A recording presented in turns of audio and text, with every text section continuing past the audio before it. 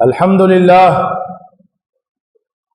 لله كلما حمده حامد وأشهد أن لا إله إلا الله كلما شهد له شاهد وأشهد أن سيدنا ونبينا محمدا عبده ورسوله اما بعد آج ہم وقف کے نظام کے بارے میں گفتگو کریں گے۔ وقف کی بنیاد انفاق فی سبیل اللہ ہے۔ انفاق فی سبیل اللہ کا جذبہ وہ وقف کو جنم دیتا ہے، اور یہ جذبہ قرآن اور حدیث سے پیدا ہوتا ہے۔ قرآن مجید میں اس جذبے کو پیدا کرنے کے بہت سارے نصوص ہیں، بہت ساری آیتیں ہیں۔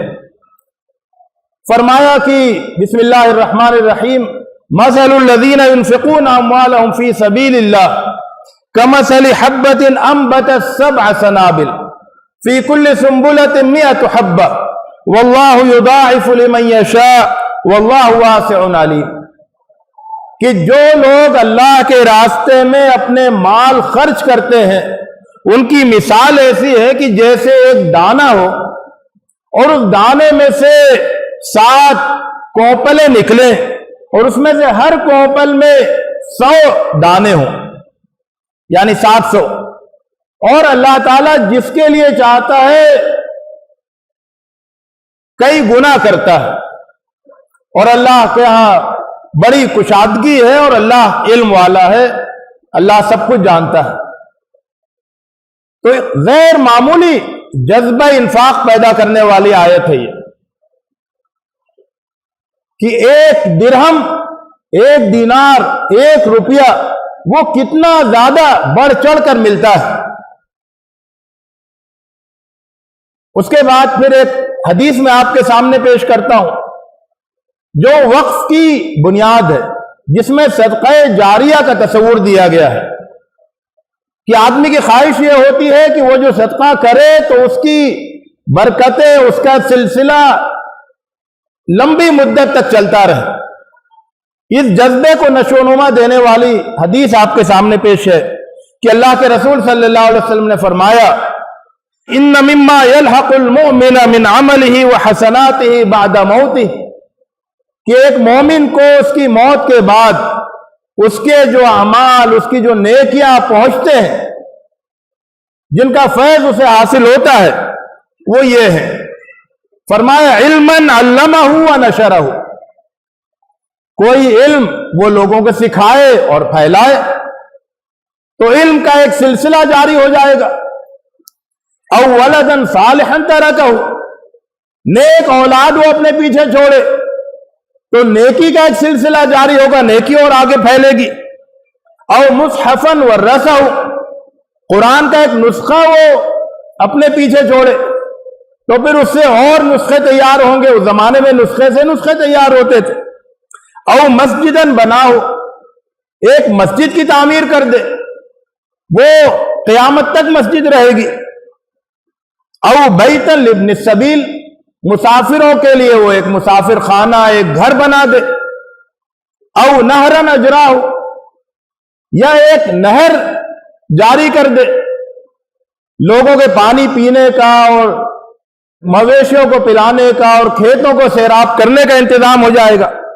او صدقۃ اخرجہا من مالہ فی صحتہ وحیاتہ، کہ جب آدمی کی صحت اچھی ہو، حالت صحت میں ہو اور زندگی کے شباب میں ہو، یعنی ایسا نہیں ہو کہ مرض الموت آیا، موت کے بستر پہ پہنچے تو اللہ کے راستے میں خرچ کرنے کا خیال آیا، بلکہ وہ حالت صحت میں، حالت زندگی میں وہ صدقہ کرے تو وہ اس کے کام آئے گا، جو موت کے بعد بھی اس کو ملے گا۔ تو یہاں سے ایک تصور پیدا ہوا صدقہ جاریہ کا، کہ آدمی اپنی زندگی میں خرچ کرے اور اس کا ثواب اسے بعد میں بھی ملتا رہے۔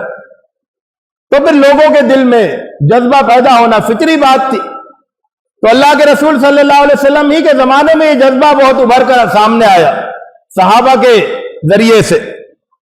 تو ایک صاحب تھے، مخیریق ان کا نام تھا، یہودی تھے، اور غالب امکان ہے کہ انہوں نے اسلام قبول کر لیا ہو۔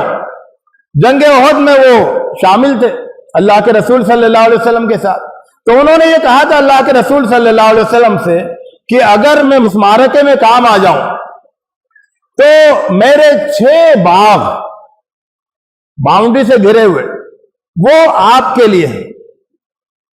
تو وہ اس جنگ میں کام آ گئے اور اللہ کے رسول صلی اللہ علیہ وسلم نے ان 7 باغوں کو غریبوں کے لیے وقف کر دیا کہ اس کی جو بھی آمدنی ہوگی وہ غریبوں میں تقسیم ہوگی.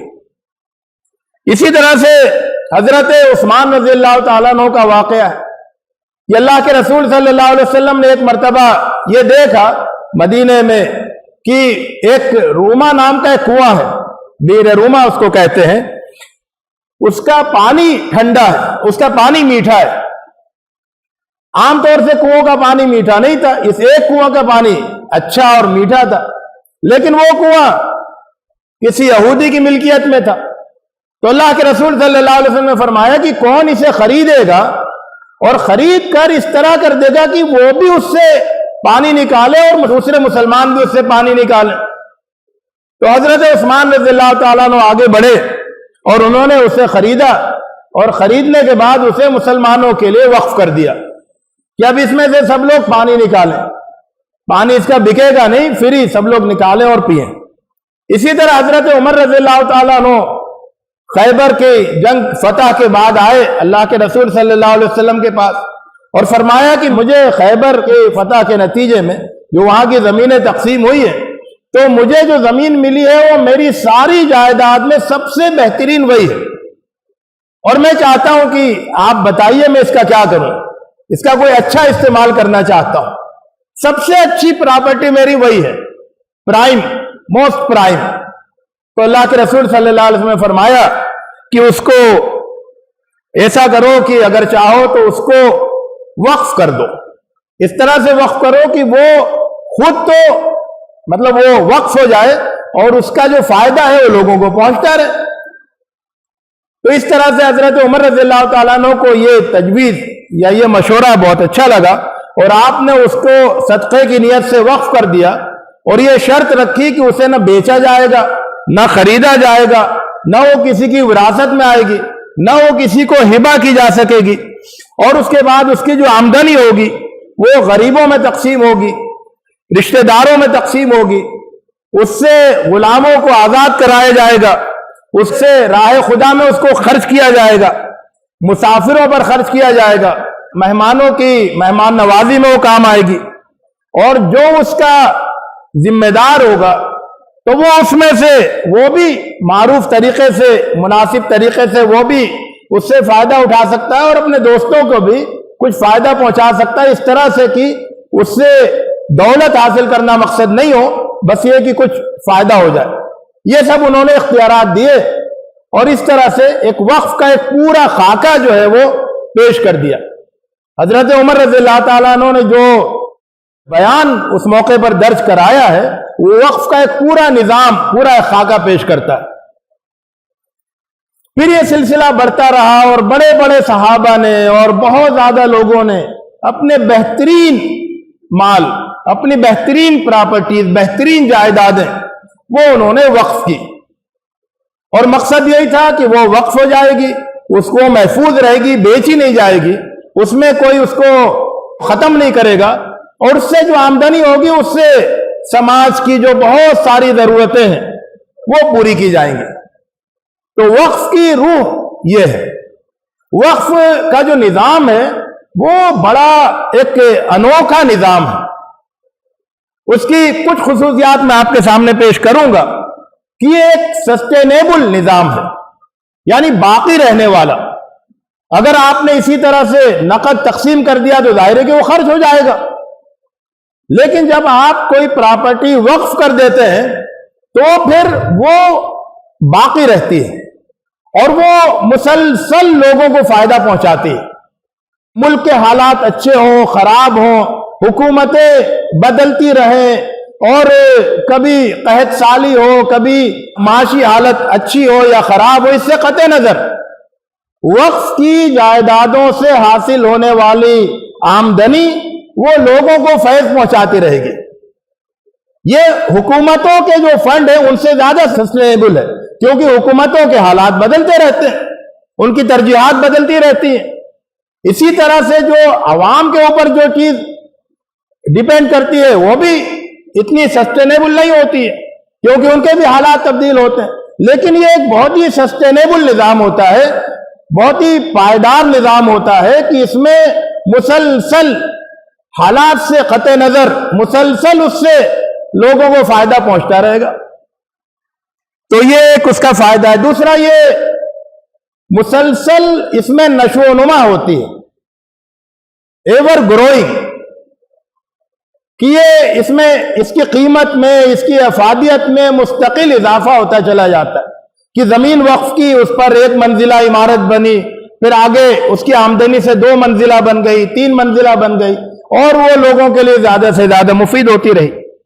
اسی طرح اس میں ایک جو ضرورت مند ہے ان کا بہت ہی عزت و احترام کے ساتھ ان کی ضرورتوں کی تکمیل ہوتی ہے۔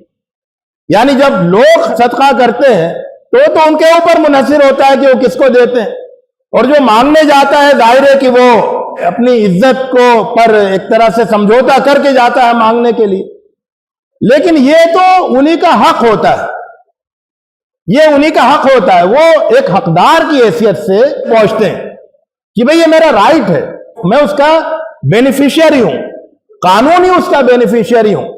تو اس طرح سے وہ جا کے اس سے فائدہ اٹھاتے ہیں، اور اس میں ان کی عزت نفس پہ کوئی حرف نہیں آتا ہے، کیونکہ وہی اصل میں اس کی منفعت کے مالک ہوتے ہیں۔ اور پھر یہ جو نظام ہے یہ کمپریہنسو ہوتا ہے، ہماگیر ہوتا ہے۔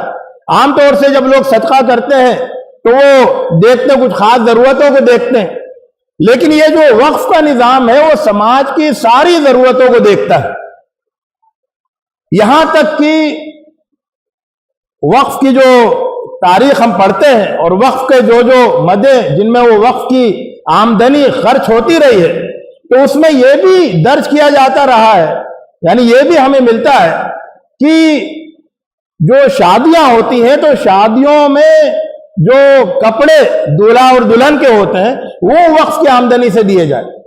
کچھ خاص کپڑے ہوتے ہیں، تقریباتی لباس ہوتا ہے، مہنگا ہوتا ہے، تو اس کا انتظام وقف کی آمدنی سے کیا جائے۔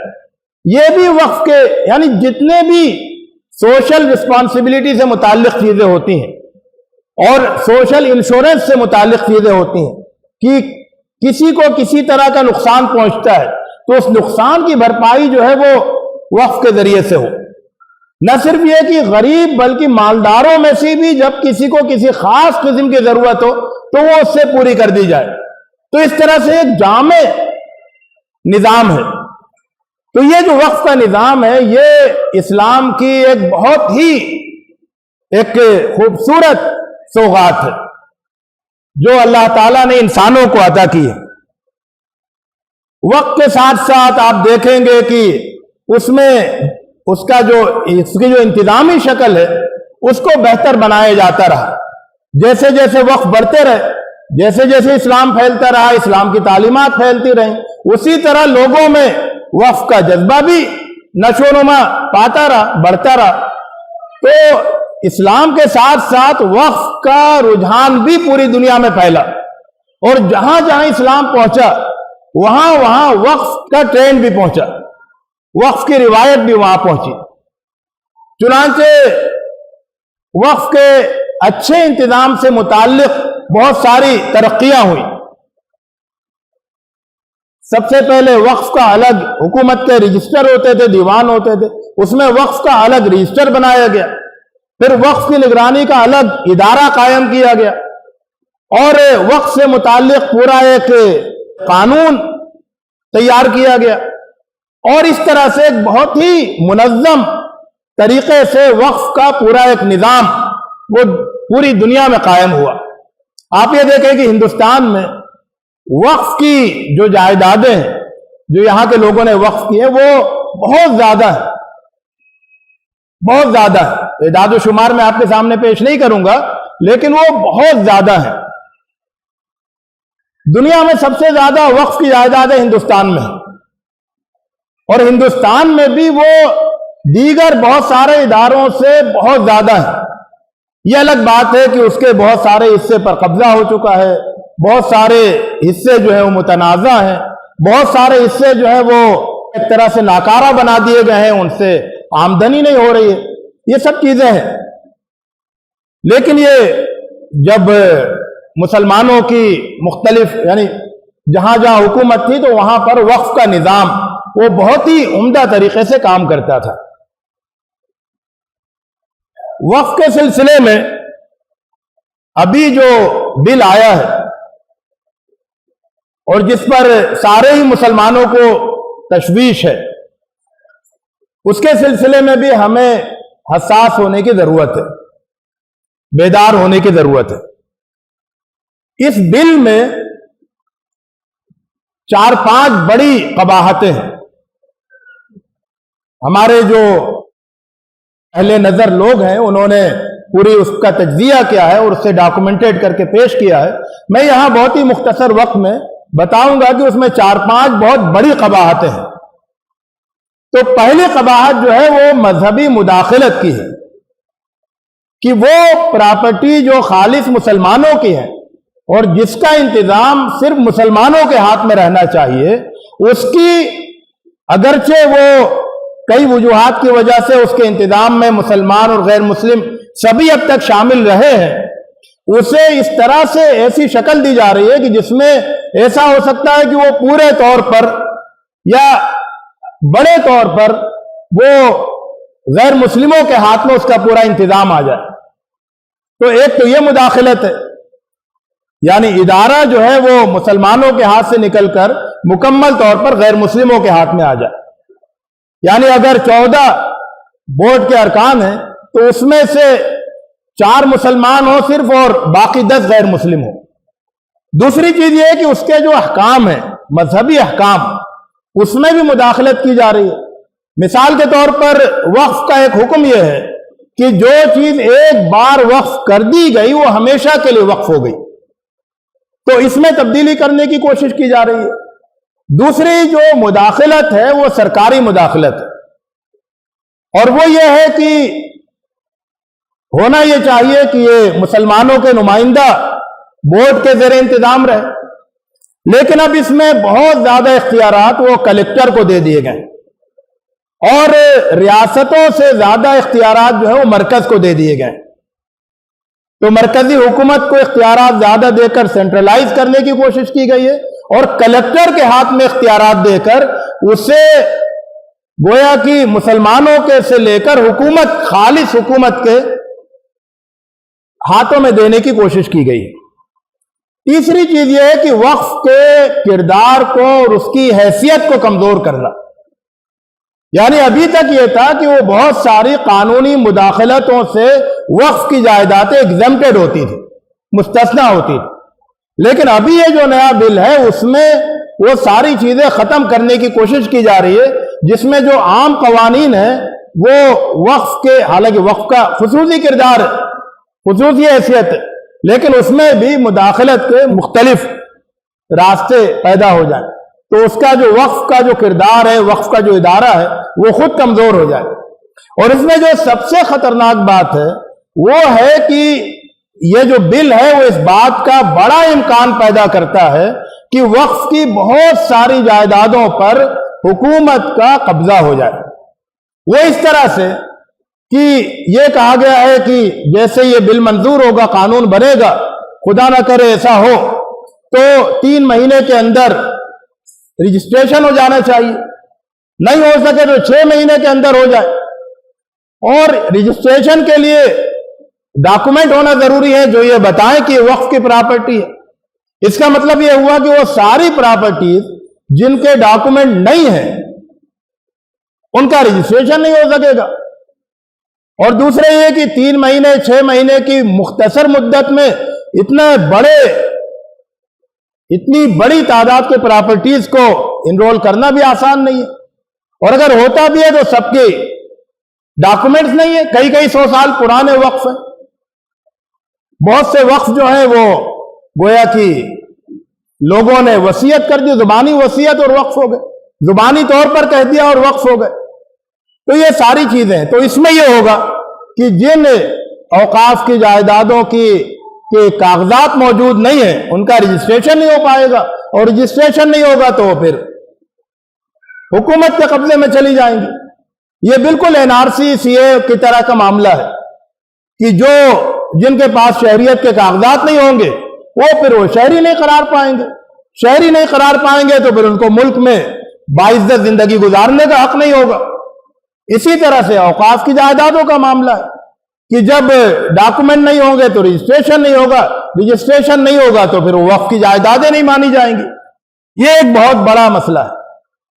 تو اس طرح کے بڑے بڑے لوپ ہول ہیں، بڑی بڑی قباحتیں ہیں۔ ان قباحتوں کے ہوتے ہوئے یہ بل مسلمانوں کے لیے بہت ہی خطرناک ہے، اور اس کے لیے کیونکہ صرف یہ نہیں کہ محض کھلی ہوئی جائیدادیں ہیں، یہ وہ جائیدادیں ہیں وقف کی جن پر مسجدیں قائم ہیں، یہ وقف کی وہ جائیدادیں ہیں جن پر قبرستان قائم ہیں، یہ وقف کی وہ جائیدادیں ہیں جن پر مدارس قائم ہیں، یہ وقف کی وہ جائیدادیں ہیں جن پر یتیم خانے قائم ہیں، اور یہ وقف کی وہ جائیدادیں ہیں جن کی آمدنی سے اس لیے وقف کیا گیا تھا کہ ان کی آمدنی سے مسلمانوں کی بہت ساری جو سماجی ضرورتیں ہیں، غربت کا ازالہ ہے اور جہالت کا ازالہ ہے، وہ ساری چیزوں کا ازالہ ہوگا، ان ضرورتوں کی تکمیل ہوگی۔ تو اس طرح سے یہ ایک بڑا ہی خطرناک معاملہ ہے جس کے لیے کئی محاذوں پر کوشش کرنے کی ضرورت ہے۔ 4 محاذ ایسے ہیں کہ جن پر ہمیں توجہ دینا چاہیے بڑے اختصار کے ساتھ۔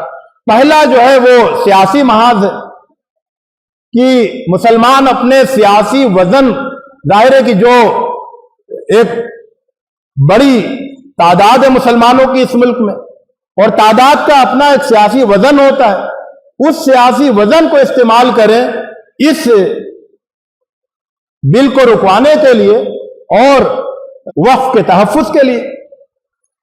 دوسری چیز جو ہے وہ قانونی ہے۔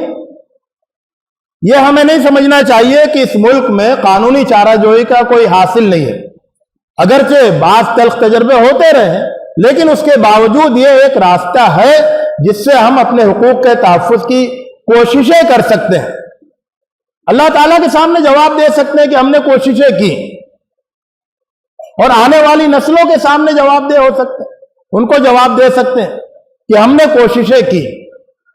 تو آپ یہ جانتے ہیں کہ جو لوگ وقف کے دشمن ہیں، جو وقف کے مخالف ہیں، وہ قانونی ذرائع کا استعمال کر رہے ہیں۔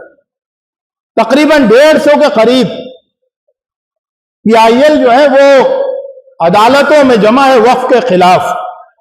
تو پھر وقف کے تحفظ کے لیے بھی عدالتوں سے رجوع ہونا چاہیے اور طاقتور طریقے سے رجوع ہونا چاہیے۔ تیسری چیز جو بہت زیادہ اہم ہے اور جس میں ہم سب کا رول ہے، وہ ہے رائے عامہ کی ہمواری۔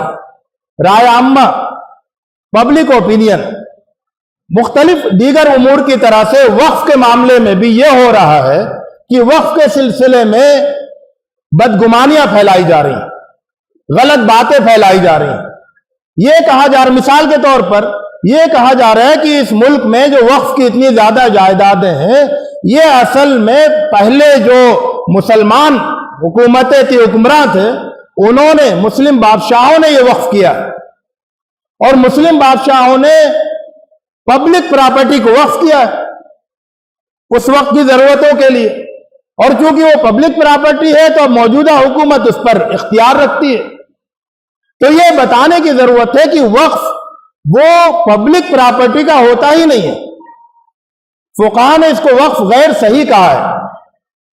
وقف کے سلسلے میں مسلمانوں کے سامنے بھی، حکمرانوں کے سامنے بھی یہ بات بہت واضح رہی ہے کہ وقف اسی جائیداد کا ہو سکتا ہے جو کسی فرد کی ملکیت ہو، پرائیویٹ پراپرٹی، اور اس میں جو مالک ہو وہی وقف کر سکتا ہے، ورنہ وقف ہی نہیں ہوگا۔ تو مالک وقف کرے گا اور اپنی مملوکہ جائیداد کو وقف کرے گا۔ تو حکمرانوں نے بھی جو وقف کیا ہے وہ انہی جائیدادوں کو وقف کیا ہے جو کہ ان کی اپنی پرائیویٹ پراپرٹی تھی، اور اس کے علاوہ جو بہت سارا وقف ہے، بڑی جو تعداد ہے وقف کی، وہ مسلمانوں نے خود اپنی جائیدادوں کو وقف کیا۔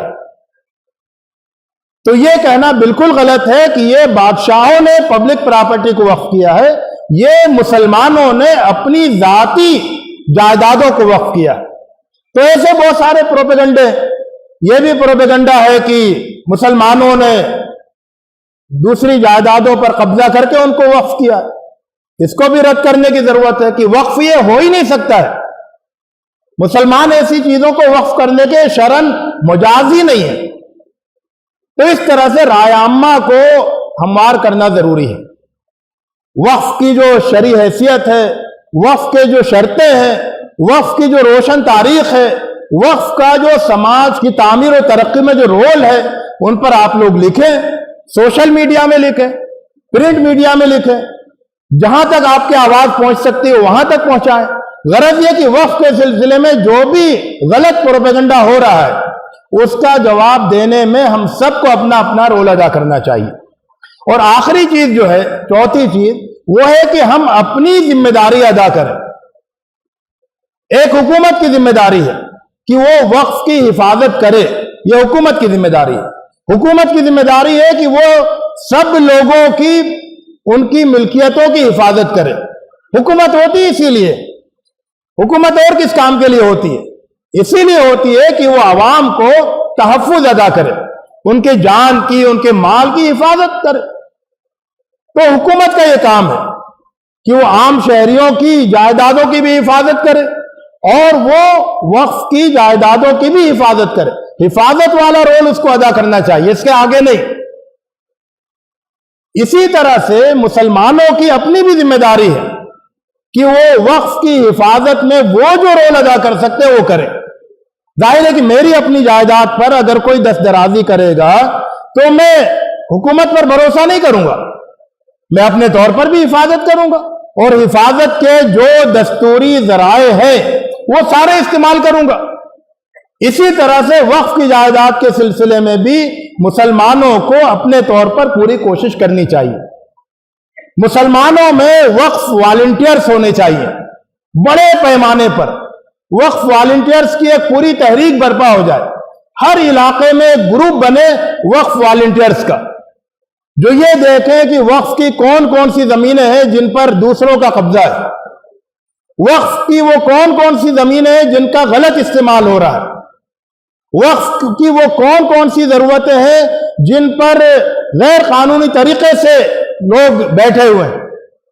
غرض یہ کہ وقف کے سلسلے میں وہ جائزہ لے، سروے کریں اور اس کے بعد پھر وہ اس کے سلسلے میں قانونی کارروائی کریں، قانونی چارہ جوئی کریں. اس سلسلے میں آپ کو بتاؤں کہ 2013 میں وامسی کے نام سے wamsi.nin یہ وقف asset management system of India, اس نام سے ویب سائٹ بنائی گئی. اس ویب سائٹ میں یہ سہولت ہے کہ اگر آپ کو کہیں دیکھتے ہیں آپ کہ وقف کی فلاں جائیداد خطرے میں ہے یا اس کا غلط استعمال ہو رہا ہے یا اس پر ناجائز قبضہ ہے، آپ اس پر جا کر کمپلین درج کیجئے، شکایت درج کیجئے. حکومت پابند ہے اس پر ایکشن لینے کی. تو بڑے پیمانے پر وقف والنٹیئرز ہوں، وہ جائزہ لیں، وہ اپنی ذمہ داری ادا کریں اور وہ قانونی چارہ جوئی کریں، شکایت درج کرائیں. یہ کام کرنا بہت ضروری ہے. حضرات، وقف یہ ایک امانت ہے جو ایک نسل سے اگلی نسل کو منتقل ہوتی ہے. اس امانت میں خیانت وہ بہت بڑا جرم ہے. حکومت کی طرف سے ہوتی ہے تب بھی بہت بڑا جرم ہے، خود اپنوں کے ذریعے سے ہوتی ہے، مسلمانوں کے ذریعے سے ہوتی ہے تو وہ بھی بہت بڑا جرم ہے. اور اگر مسلمانوں کے ذریعے سے ہوتی ہے تو اس لحاظ سے بڑا جرم ہے، اور بڑا جرم ہے کہ وہ تو اس کے امین ہے، اگلی نسل نے ان کے حوالے کی ہے. تو وقف کے سلسلے میں مسلمانوں میں یہ بیداری پیدا کی جائے کہ وقف امانت ہے اور یہ اس کا صحیح استعمال یہ ان کی دینی ذمہ داری ہے. جن لوگوں نے وقف کی زمینیں اپنے نام الاٹ کر لی ہیں، جو لوگ وقف کی زمینوں کو کرائے پر لیے ہوئے ہیں، وہ سب اس بات کے بارے میں سوچیں کہ کیا واقف کی جو منشا تھی، وقف کرنے والے نے جس مقصد سے وقف کیا تھا، اور وہ جو کرایہ دے رہے ہیں، وہ جو اس کو لیز پر لے کے وہ جو اس کا استعمال کر رہے ہیں، کیا یہ اس منشا کے مطابق ہے؟ اگر نہیں ہے تو وہ بڑی خیانتوں کے مرتکب ہے۔ تو اللہ تعالیٰ سے دعا ہے کہ وہ ہمارے دین کا تحفظ فرمائے، ہماری دینی اداروں کا تحفظ فرمائے، ہماری جائیدادوں کا تحفظ فرمائے، ہمارے جان و مال کا تحفظ فرمائے، اور ہمیں دین پر عمل کرنے اور جو امانت ہمارے حوالے کی گئی ہے اس کا حق ادا کرنے اور اس میں خیانت سے بچنے کی توفیق عطا فرمائے۔ اقول قولی ھذا واستغفر اللہ لی ولکم اجمعین واستغفروہ انہ ھو الغفور الرحیم۔